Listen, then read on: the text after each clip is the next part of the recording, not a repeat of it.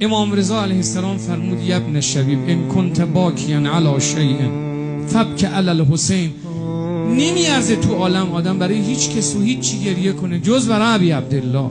اگرم انسان برای کسانش گریه میکنه، برای مشکلاتش اشک میریزه، بدونه که صبورترین انسان ها در کربلا و تابلوی کربلان، کی صبورتر از زینب؟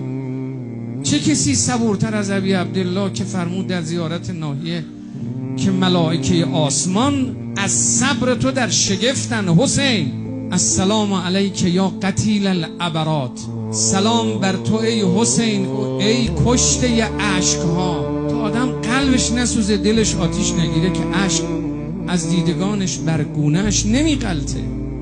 این پیوند زدن عاشورا با دل هاست. فقط تنها راه نجات سوار شدن بر کشتی است که ناخدایش حسینه.